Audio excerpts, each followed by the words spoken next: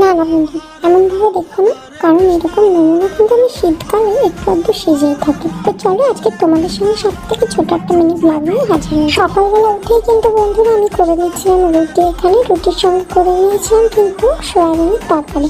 Soybean খেতে কারা কারা ভালোবাসো প্লিজ কমেন্টে জানি। তো করে নেওয়ার পর না আমি কিন্তু নিজেদের জন্য ভাত ভাজা বানিয়েছিলাম, কারণ আমরা ভাত ভাজা খেয়ে তারপর কাজে যাবো।